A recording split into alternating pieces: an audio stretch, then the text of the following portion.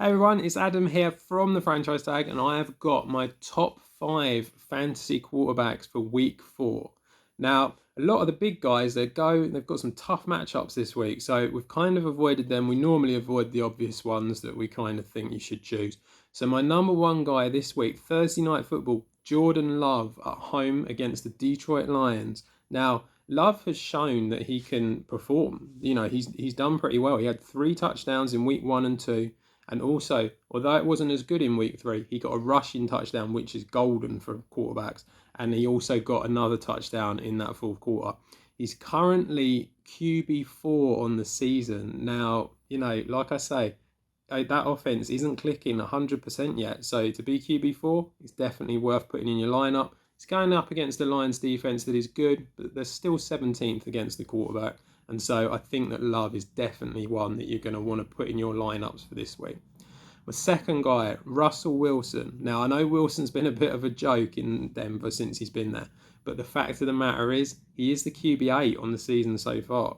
And also, he's going up against this Chicago Bears defense that just can't really stop anyone at the moment. The whole organisation is in a bit of disarray.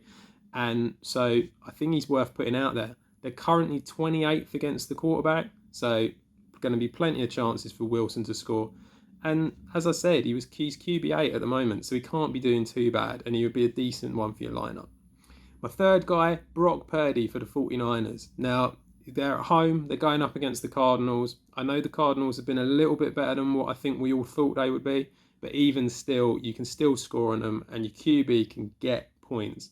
They're currently 24th against the quarterback, and he's the QB 14, which, again, not amazing, but it's still someone, if you desperately need someone, he's worth playing this week.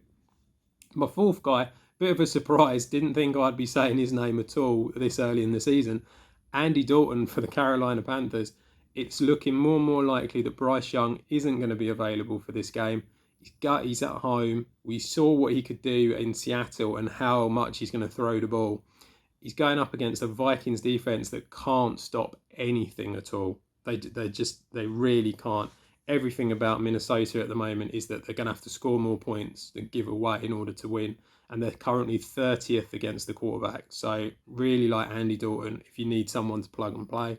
And then finally, another guy that I think hasn't really done that amazing this season, but I do think he's got a good chance this week of having a decent game. Desmond Ridder for the Atlanta Falcons. Now, he's playing in London up against the Jags. It's not so much about Ridder. It's more about the fact that Jags defense is really struggling at the moment. Now, they normally play well in London, but even still, they're going to give up points.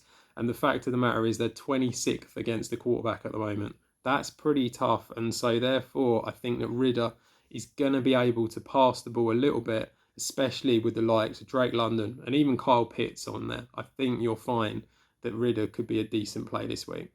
Keep it with us at the Franchise Tag and keep a lookout for the running back video that's going to be coming out really soon. See ya.